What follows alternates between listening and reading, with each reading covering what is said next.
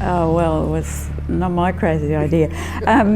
Marg Knowles rang me in August of 1977, and at the time it was just another phone call from a good friend, and she mentioned that there was this ad in the New Life paper about Christian education, and she was fascinated by it. She was really, really keen, and was sort of scouting out friends to see who else would be interested in talking to these men if she got them to come to Warragul. So,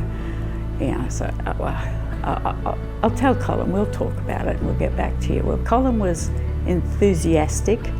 I was ambivalent. I thought, they got lots of schools around here. How different could it be? Anyway, Marg got the people to come down to Warragul, to their house, and Colin went off and he came back very enthusiastic because he'd been brought up in a Christian home and had gone to a school that was pretty wild, pretty busy, and he knew his faith would have been helped by having people talk to him about God in the world when he was a young boy, whereas I hadn't been brought up in a Christian home, so I didn't have that perspective of having a faith as a child. So yes, I was dragged kicking and screaming into the idea of Christian education. So there was the Nordermeers, there was us, and a family called the Knowles. And Ian sort of took it up first. He was very keen to see something, operating in this area. So we formed a committee. Ian was the first chairman, and we met on a number of occasions over about probably 12 months or so, and then circumstances changed. Ian, who was sort of the instigator of it really, he went to New Guinea, he and his wife Marg, as missionaries, and the secretary, Laurie Jensen, he got moved to Melbourne. So the office bearers moved away, and absolutely nothing was happening after that for, it'd be a good 7 months, I suppose, off the top of my head.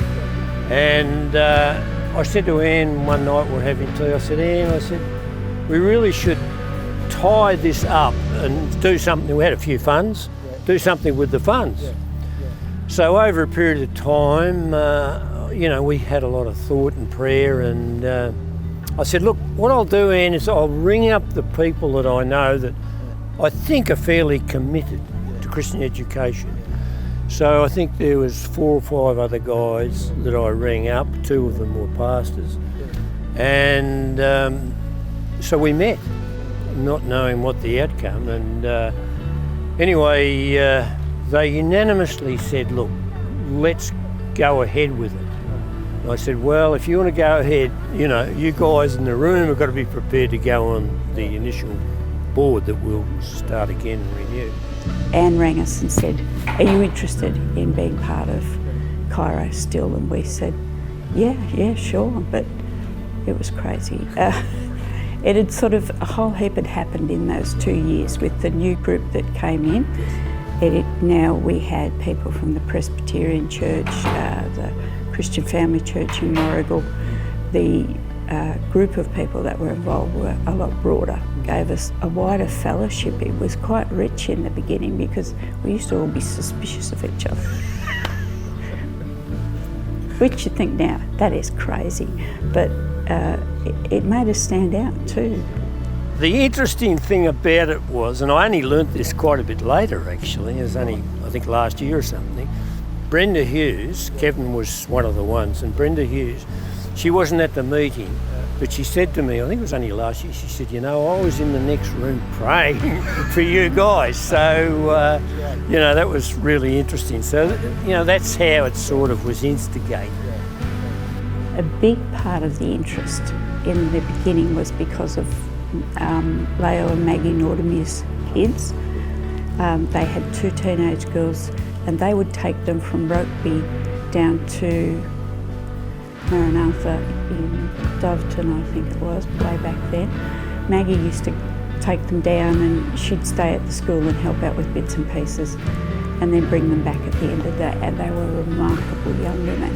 So we'd seen the product of Christian education, which once my kids started to get a little bit bigger, became more and more important, that they had that surety of their faith.